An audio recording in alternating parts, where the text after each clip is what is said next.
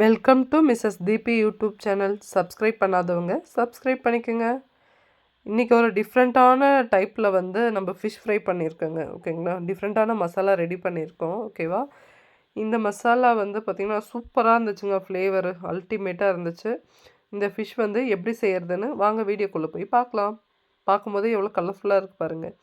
அதுக்கு ஃபஸ்ட்டு ஃப்ரெஷ்ஷான ஃபிஷ் வந்து நம்ம எடுத்துருக்கோம். ஓகேங்களா, இது வந்து டேம் மீன் தான், சாத்தனூர் டேமினுடைய மீன்.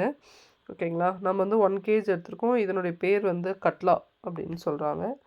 ஓகேங்களா, பட் மீன் வந்து ரொம்ப ஃப்ரெஷ்ஷாக இருந்தது. நம்ம வாஷ் பண்ணி எடுத்து வச்சுருக்கோம்.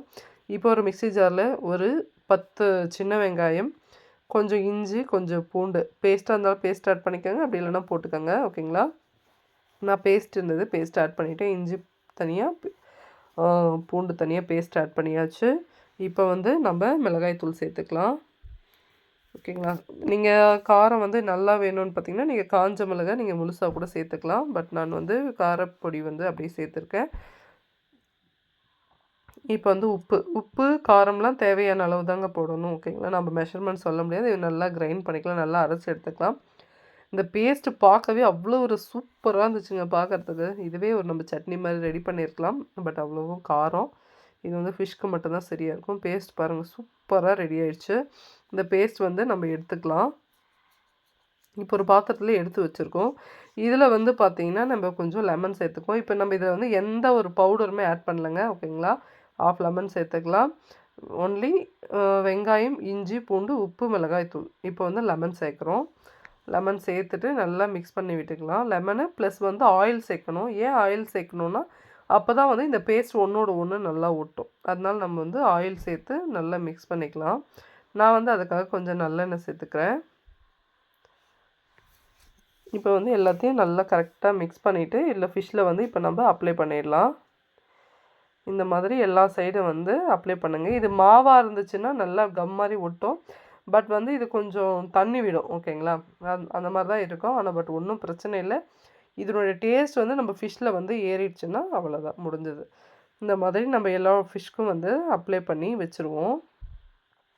பேஸ்ட் வந்து அல்டிமேட்டாக இருக்குங்க. ஓகேங்களா, சூப்பராக இருக்குது.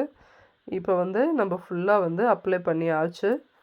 ஓகேங்களா, இது வந்து ஒரு 1 hour இல்லை 2 hour வந்து நல்லா ஊறட்டுங்க. ஊறுற அளவுக்கு தான் வந்து ஃபிஷ் வந்து டேஸ்ட்டாக இருக்கும். ஓகேங்களா, ஏன்னா வந்து இது குழம்புல கொதிக்கிற மாதிரி இருந்தால் ஈவனாக ஸ்ப்ரெட் ஆகிடும். பட் இது அப்படி கிடையாது.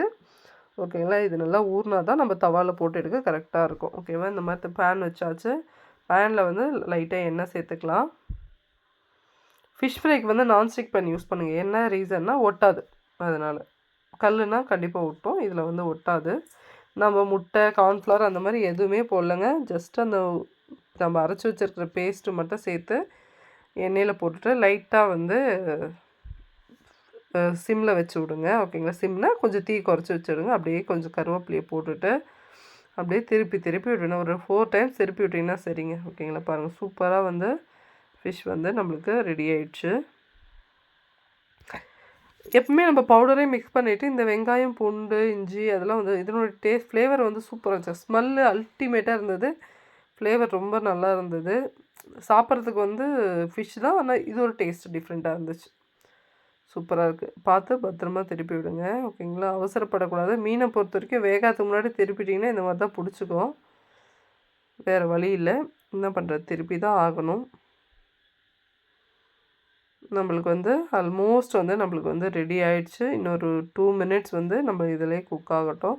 மூடியெல்லாம் வைக்க தேவையில்லைங்க. இந்த மாதிரி வந்து காற்று போக தான் நம்ம வந்து வேக வைக்கணும். ஓகேங்களா, இப்போ வந்து நம்மளுக்கு வந்து ஃபிஷ் வந்து சூப்பராக ரெடி ஆகிடுச்சு. ஓகேங்களா, இந்த வீடியோ பிடிச்சிருந்தா மறக்காமல் லைக் பண்ணுங்கள், ஷேர் பண்ணுங்கள், கமெண்ட் பண்ணுங்கள், சப்ஸ்கிரைப் பண்ணுங்கள்.